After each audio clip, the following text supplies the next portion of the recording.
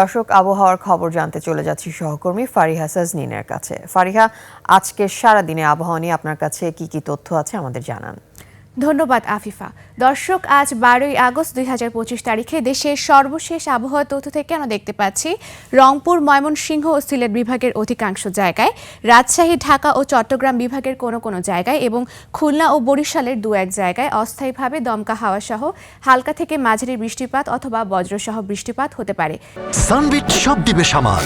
Sunbit magic press dishwashing এর মাথা ঘোরানো সলিউশন। সেই সাথে দেশের কোনো কোনো জায়গায় মাঝারি থেকে ভারী বর্ষণ অথবা অতি ভারী বর্ষণ হওয়ারও সম্ভাবনা রয়েছে। বর্তমানে মৌসুমী বায়ুটি বাংলাদেশের উপর কম সক্রিয় এবং উত্তর বঙ্গোপসাগরে মাঝারি অবস্থায় রয়েছে। এজন্য আজ সারা দেশের বৃষ্টিপাতের প্রবণতা কম থাকলেও কাল লঘুচাপের কারণে পরবর্তী দিনগুলোতে বৃষ্টিপাতের প্রবণতা আবারও বেড়ে যেতে পারে।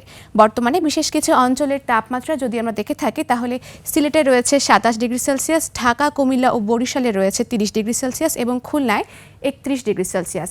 গতকাল সর্বনিম্ন তাপমাত্রা রেকর্ড করা হয়েছে বান্দরবনে, যা 25 ডিগ্রি সেলসিয়াস এবং সর্বোচ্চ তাপমাত্রা খুলনায় যা 36.5 ডিগ্রি সেলসিয়াস। গত 24 ঘন্টায় ঢাকার সর্বোচ্চ তাপমাত্রা ছিল 35.5 ডিগ্রি সেলসিয়াস এবং সর্বনিম্ন তাপমাত্রা 27.6 ডিগ্রি সেলসিয়াস। আজ ঢাকার আকাশ আংশিক মেঘলা থেকে মেঘাচ্ছন্ন থাকবে এবং দক্ষিণ অথবা দক্ষিণ পূর্ব দিক থেকে ঘন্টায় 10 থেকে 15 কিলোমিটার বেগে বাতাস প্রবাহিত হতে পারে। আজ ঢাকায় বৃষ্টিপাতের প্রবণতা কম থাকলেও গুড়ি গুড়ি বৃষ্টিপাত হতে পারে। আজ সূর্যোদয় হয়েছে ভোর 5টা বেজে 34 মিনিটে এবং সূর্যাস্ত হবে সন্ধ্যা 6টা বেজে 33 মিনিটে। দর্শক, এ ছিল আমাদের আজকের আবহাওয়ার তথ্য। ফিরে যাব আফিফার কাছে। আফিফা।